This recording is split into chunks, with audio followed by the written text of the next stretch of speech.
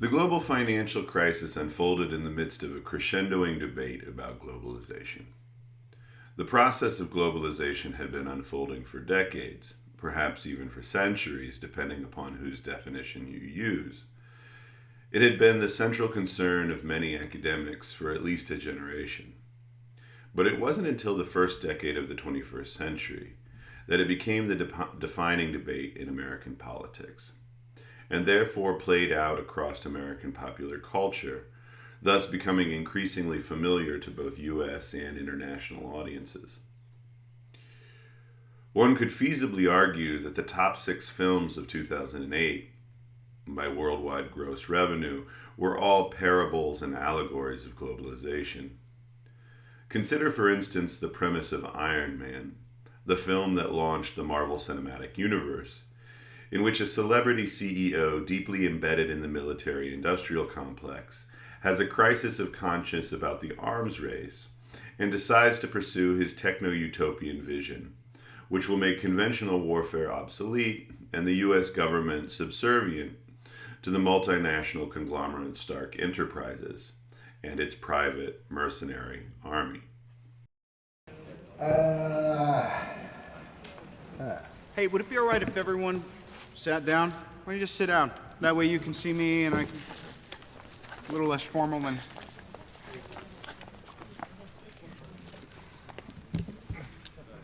What's up with the love-in? Don't look at me. I don't know what he's up to. Good to see you. Good to see you. I never got to say goodbye to Dad. I never got to say goodbye to my father.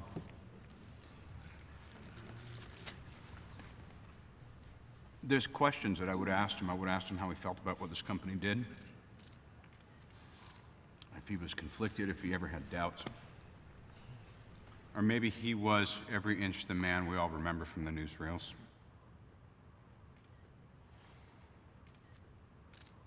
I saw young Americans killed by the very weapons I created to defend them and protect them. And I saw that I had become part of a system that is comfortable with zero accountability. Mr. Stuck. Hey, Ben. What happened over there? I had my eyes open. I came to realize that I have more to offer this world than just making things that blow up. And that is why, effective immediately, I am shutting down the weapons manufacturer division of Stark International. Until such a time, what direction it should take, one that I'm comfortable with and is consistent with the highest good for this country as well. What we should take away from this is that Tony's back, and he's healthier than ever. We're gonna have a little... In early 2008, not only movie theaters, but also bookshelves were crowded with commentaries on globalization.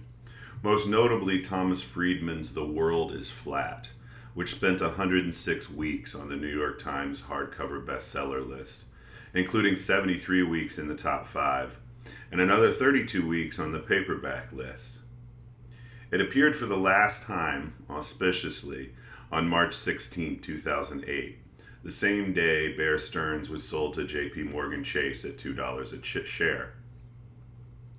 One of the first dominoes in a chain which would eventually lead to the bankruptcy of entire nations. And Friedman was hardly alone. Andrew Basovich, Niall Ferguson, Naomi Klein, George Soros, and Fareed Zakaria all made the New York Times list in 2008 with their own books about globalization, though none had nearly the staying power of Friedman. Globalization is frequently presented as the lens through which we can more clearly see the global financial crisis and the lever by which it was generated. It is treated by many commentators as somehow simultaneously the cause and the consequence, the source of the conflict and the resolution. As you may notice, the chapter in which Friedman attempts to define the forces of globalization is 150 pages long. In such cases, globalization becomes a catch-all term for every historical trend since 1989. Or, again, depending on your definition, perhaps since 1945, or 1776, or 1601. But even those who argue that globalization is part of a grand narrative that dates back centuries will usually also admit that there was an acceleration at the end of the Cold War, the early 1990s. Supposedly, following the opening of the so-called Iron and Bamboo Curtains, the ancient political economy of autarky was about to disappear from the earth. Autarky is the idea that for the protection of its citizens, a nation must always retain the capacity to be entirely economically self-sufficient, producing all of the goods and services its population needs to survive within its own borders. This philosophy of governance dates back millennia, but within the framework of capitalism, it is frequently called isolationism or protectionism. In truth, China and the Soviet Union ceased being pure autarkies long ago, but via bilateral treaties and trade agreements with one another and their other allies, they theoretically made themselves capable of economic independence from the United States and Western Europe during periods of military escalation. And that's crucial. While globalization is frequently posited as an economic force, it is inextricable from and dependent upon the military regime under which it takes place. So, are there any modern examples of pure autarkies? Well, there's Wakanda. A decade after Iron Man launched the Marvel Cinematic Universe, the central conflict of the franchise's 2018 blockbuster, The Black Panther, hangs on whether the fictional African nation should remain strictly isolationist or embrace globalism. The story of home. Millions of years ago, a meteorite made of vibranium, the strongest substance in the universe, struck the continent of Africa, affecting the plant life around it. And when the time of men came, 5 tribes settled on it and called it Wakanda. The tribes lived in constant war with each other until a warrior shaman received a vision from the panther goddess bust, who led him to the heart-shaped herb, a plant that granted him superhuman strength, speed, and instincts. The warrior became king and the first Black Panther, the protector of Wakanda. 4 tribes agreed to live under the king's rule, but the Jabari tribe isolated themselves in the mountains. The Wakandans used vibranium to develop technology more advanced than any other nation. But as Wakanda thrived, the world around it descended further into chaos. To keep vibranium safe, the Wakandans vowed to hide in plain sight, keeping the truth of their power from the outside world. And we still hide, Baba? Yes. Why? The antithesis of autarky is free trade. The proponents of free trade argue for a relaxation of import and export tariffs and other barriers of entry by all governments for the purpose of facilitating mutually beneficial trade relationships based upon the theory of comparative advantage. The cursory theory of comparative advantage is presented in Adam Smith's Wealth of Nations, published in 1776, but was expanded by another liberal economist, David Ricardo, early in the 19th century. Ricardo argues that free trade agreements allow nations to specialize, and that through such specialization, inevitably comes the acceleration of economic growth and the improvement of living standards. Ricardo's simplistic example was based upon cloth and wine. In Spain, there was a climate conducive to growing grapes, and generations of skilled laborers adept at making casks, blowing glass, and other trades that supplemented winemaking. In England, the climate was better for growing cotton or hemp, and there was a manufacturing infrastructure which efficiently produced high-quality cloth. It was impossible for the English to produce wine that would be as good as that produced in Spain. And it was impossible for the Spanish to produce cloth that would be as inexpensive as that produced by the English. But if the two countries agreed to trade wine for cloth, each would be able to benefit from the scalability of their specialization. Scalability simply refers to industries in which the more you produce of something, the lower the cost is per unit. It costs a lot to build a car from scratch. But once you have acquired the tools, skills, and raw materials for building that first car, the cost of building a second car is exponentially less. So, the proponents of free trade argue that due to comparative advantage, some combination of the following will happen in both England and Spain if they trade wine for cloth.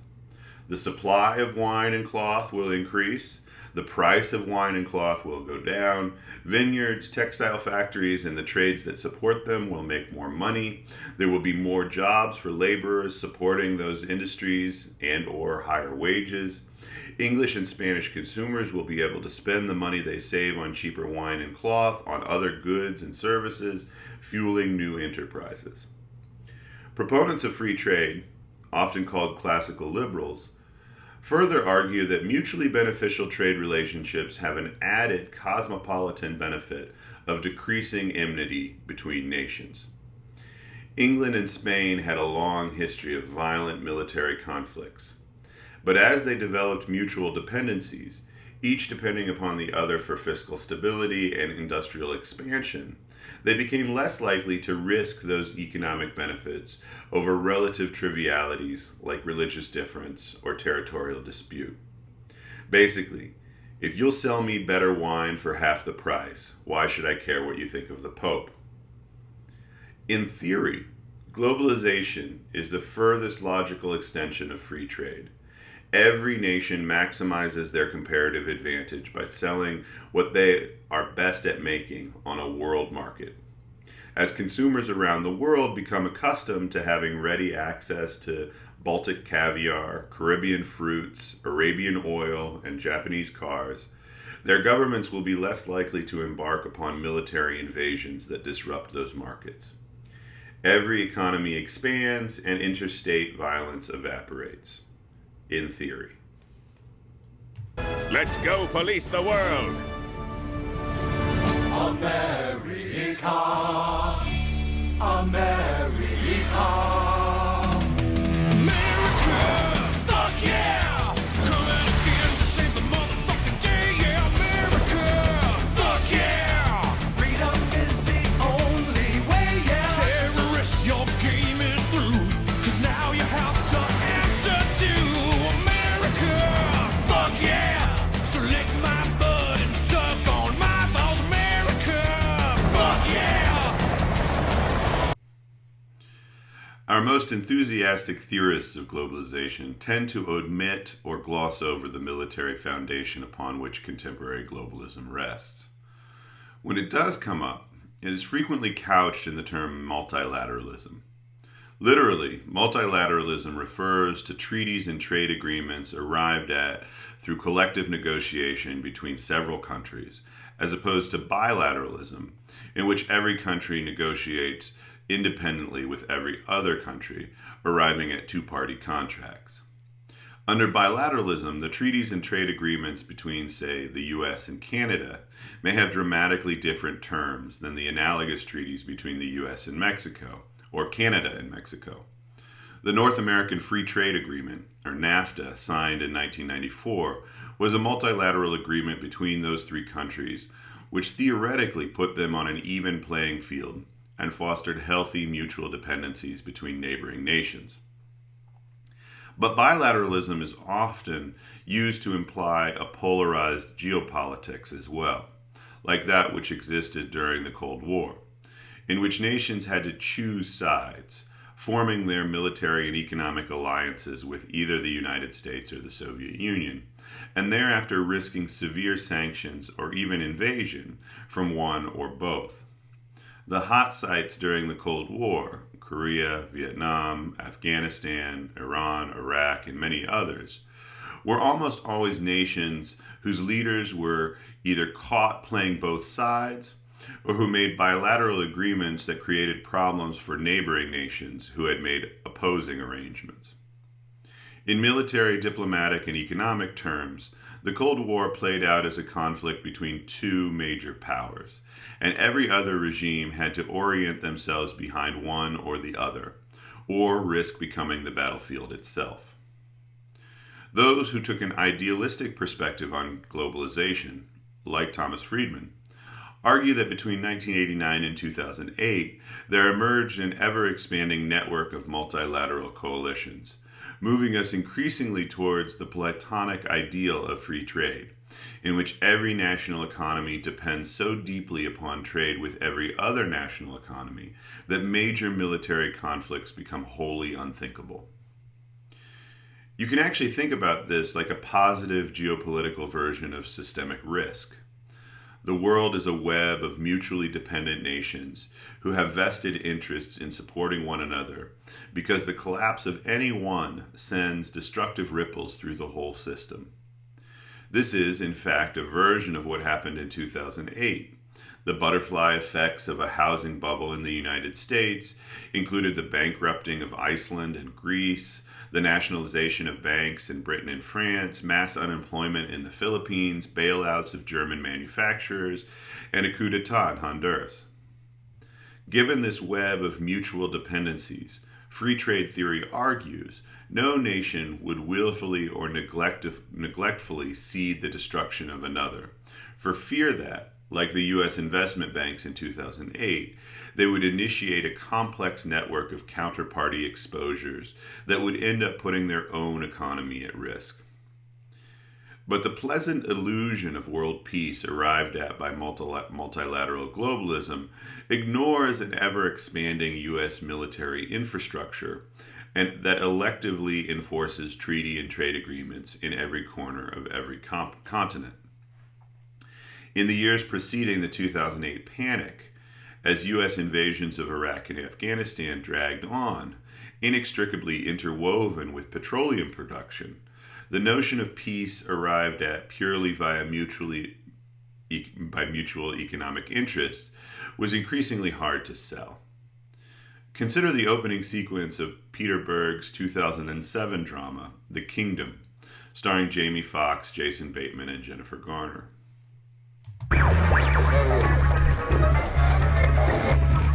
After capturing most of the Arabian Peninsula, with the help of the Wahhabi Islamic warriors, Ibn Saud establishes the Kingdom of Saudi Arabia.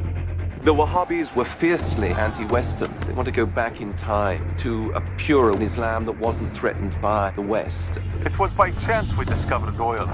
We were looking for water. Despite criticism of foreign presence in the kingdom, the king allows commercial oil production to begin. The result is the first union between Saudi Arabia and the United States. To accommodate the workforce, the first Western housing compounds are created. The strict Islamic laws enforced outside of these walls do not apply inside.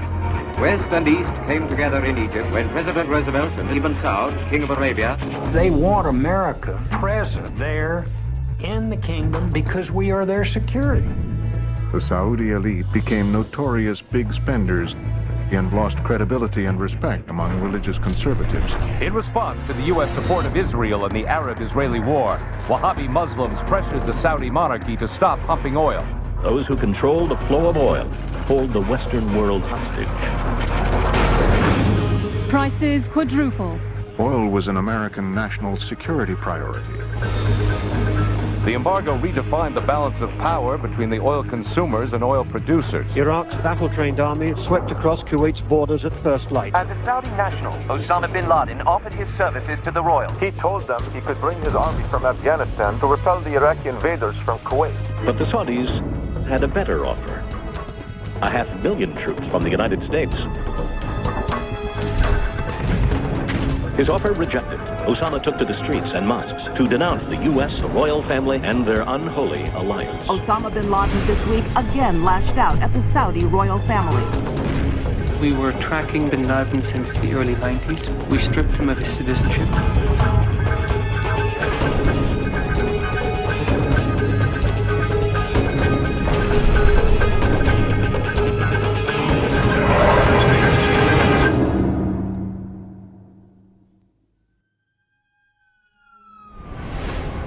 became clear that 15 of the 19 were Saudis, that was a disaster, a total disaster, because bin Laden at that moment had made in the minds of Americans Saudi Arabia into an enemy. We are with you to get to the perpetrators of this cowardly attack. How dare they say they are Muslim? This is a nation where tradition and modernity are in violent collision. Al-Qaeda's thought to have been behind the bombing. The team of FBI agents prepared to investigate the attack in Saudi Arabia. The latest terrorist attacks showcase the great division between the pro-U.S. monarchy and the extremist Wahhabi militants within the kingdom. The most common critique of globalization is that multilateralism is and always has been a mirage. That what emerged at the end of the Cold War was not multilateralism, but unilateralism. The U.S., now boasting a military capacity utterly without rival, had the discretion to dictate the terms of every treaty and trade agreement it entered into, and to break those terms without repercussion, while holding its partners to the strictest interpretation of them. So long as the U.S. had such disproportionate geopolitical power, we can never have genuine multilateralism.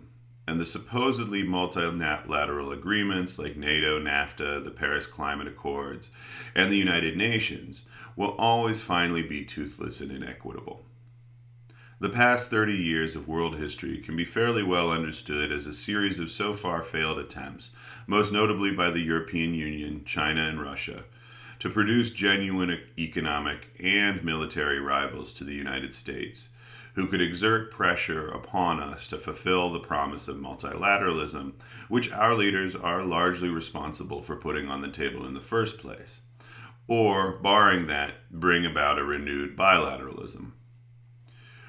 Over the past 5 years, U.S. politics has been increasingly framed by this ominous but uncertain threat. The Trump administration has flaunted our ability to withdraw from multilateral agreements made by previous administrations without regret or reprisal, creating tension even with longtime allies. Simultaneously, bipartisan factions have driven public fear of Russia, Iran, and China as insidious aggressors trying to both sabotage the U.S. economy and supplant us as the reigning world superpower. These are not inconsequential or wholly insubstantial narratives, but they do obscure and undercut the critique of globalization, which was more popular during the global financial crisis and its aftermath, from, say, 2007 to 2015, and which I tend to believe is a more coherent and compelling critique. It focuses on the emergence of multinational corporations as surrogates and possibly substitutes for nation-states. Corporations have been the lubricant for and the most direct beneficiaries of comparative advantage. Companies like Apple, Nike, Dow, and Royal Dutch Shell scoured the globe for the cheapest labor, the richest raw materials, the most innovative science and technology, and perhaps most importantly, the friendliest regulatory environments. Based upon comparative advantage, corporations frequently locate factories, research and development departments, extraction sites, executive offices, and financial accounts in different countries. Orthodox economists traditionally applaud the free flow of goods, people, materials, money, and other economic resources across borders and territories. Corporations have positioned themselves as the exclusive conduits of such free trade, and themselves to regulatory arbitrage. In previous eras, it was simply called graft. Governments are persuaded that only via partnerships with multinational corporations will they be able to accrue the full comparative advantages of globalization. And so they are essentially forced to compete for the right to have those corporations house some portion of their business within their borders. This competition involves a wide variety of incentives, including waiving things like taxes, wage requirements, safety restrictions, and even law enforcement. As a result of this regulatory arbitrage, the bulk of the rewards promised to developing nations who participate in free trade and globalization are actually accrued to and decided by the executives of multinational corporations, who are, of course, disproportionately from the United States and Western Europe. The advantages of globalization in many countries, including the United States, have not gone to raising wages, improving living standards, creating greater macroeconomic stability, but instead to executive compensation, campaign donations, stock dividends, and buybacks, all mechanisms for further enriching a small, privileged, and disproportionately Western community of individuals. The transnational Occupy protests that began in 2011 dubbed the beneficiaries of globalization the 1%. There's much debate about the efficacy of the Occupy protests, which we'll get into during our next module. But one thing they absolutely did was introduce to a wide international audience the ideas that globalization produced income inequality and that income inequality was the cause of global financial instability. The combination of free trade ideology with the normalization of regulatory arbitrage led not only to confusing the powers of governments with the powers of multinational corporations, but also unexpectedly to a blurring of the lines between licit and illicit trade. When trade is unrestricted, regulation is flexible, transparency is voluntary, and enforcement is arbitrary, what really is a black market? In much of the post-Soviet world, it became common for prominent conglomerates, associated with fossil fuel production and banking, for instance, to also be involved in trafficking arms, drugs, prostitution, counterfeiting, and money laundering.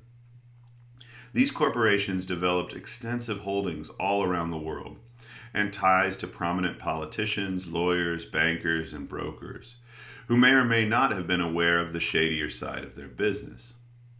In the globalized world, the difference between a reputable corporation and an organized crime syndicate is often just who is able to make sure their containers never get searched and seized. Nor is it fair to assume that the mixing of licit and illicit was confined to the post-Soviet Balkans, as documented in books like Meister Glenny's McMafia and the television adaptation co-produced by AMC and the BBC. Between 2005 and 2008, Hollywood made a series of acclaimed films demonizing multinational corporations, particularly big oil, big pharma, and big tobacco. So it wasn't a big leap for audiences to become outraged by the corrupt practices of big banks. Consider the opening scene of another 2008 film, Christopher Nolan's The Dark Knight, the first appearance of Heath Ledger's Joker. The distinction between the bank and the mob is completely erased, and the Joker's heist depends upon an ingrained culture of secrecy and crash self-interest, which permeates the indistinguishable criminal and financial communities of Gotham. Nobody make a move! Nobody! Stay down!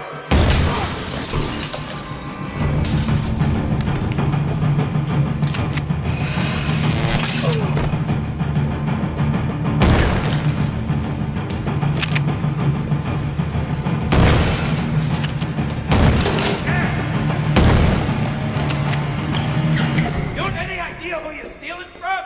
You and your friends are dead! He's out, right?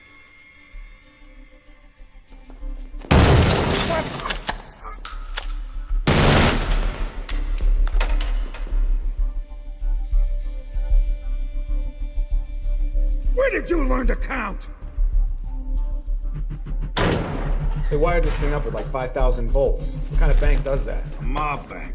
I guess the Joker's as crazy as they say. Where's the alarm guy? Boss told me when the guy was done, I should take him out. One less share, right? Funny, he told me something similar. No, no!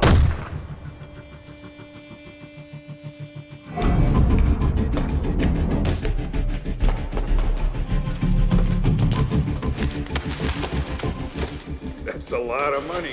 If this Joker guy was so smart, he'd have had us bring a bigger car. I'm betting the Joker told you to kill me as soon as we loaded the cash. No. I killed the bus driver. Bus driver? What bus driver?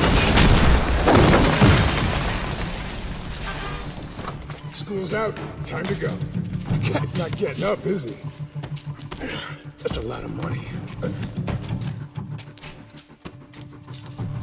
What happened to the rest of the guys?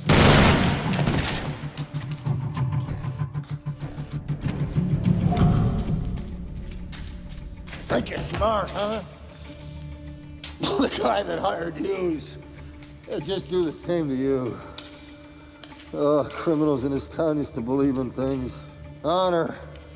Respect. Look at you. What do you believe in, huh? What do you believe in? I believe whatever doesn't kill you simply makes you stranger.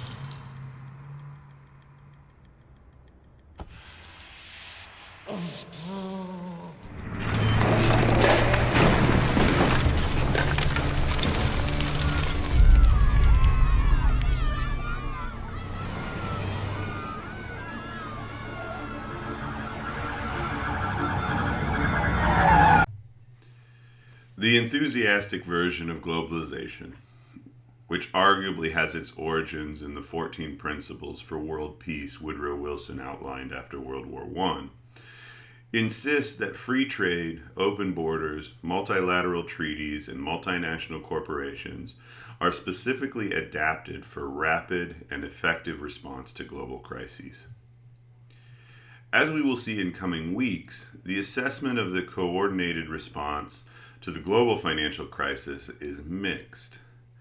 There were certainly some obvious occasions, like the proposed merger between Lehman Brothers and Barclays, that was unexpectedly squashed by the British Exchequer, when economic alliances were inadequate.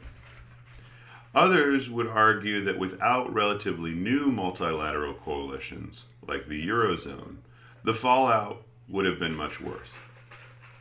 We are, of course, in the midst of another international crisis, which would inevitably be interpreted as a reflection on globalism, for good and ill.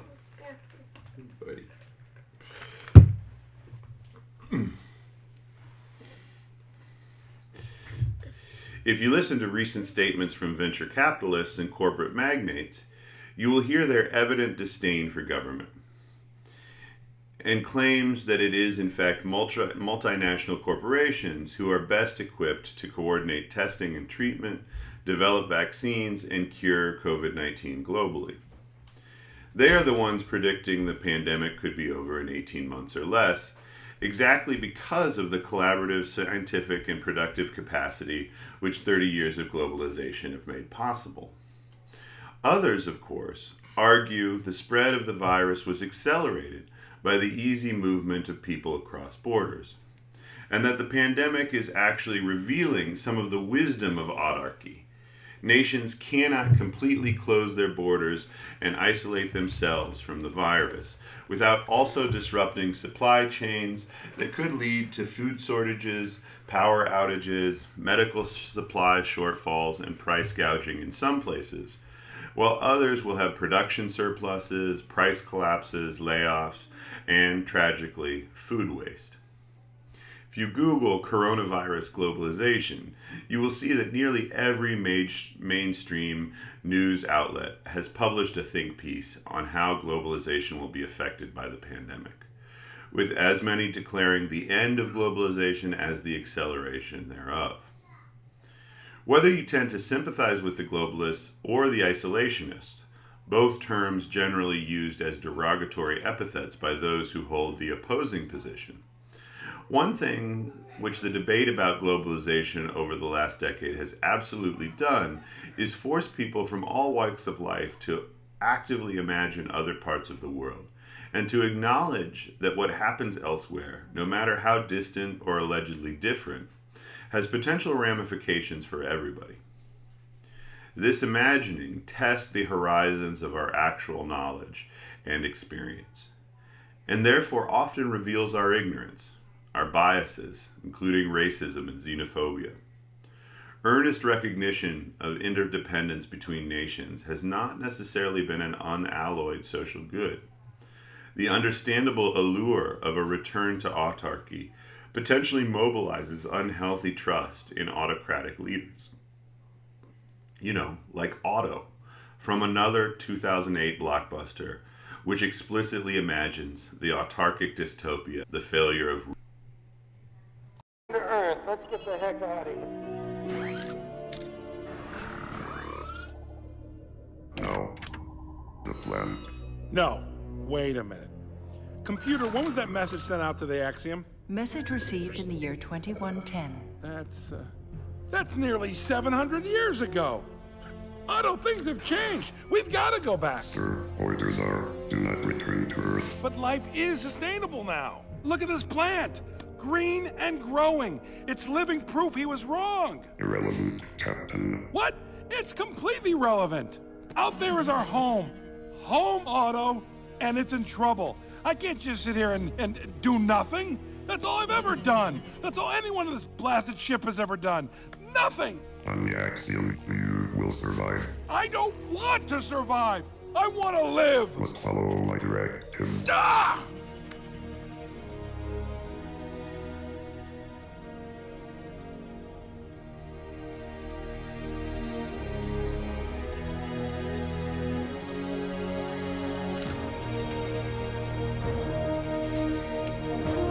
I'm the captain of the Axiom. We are going home today.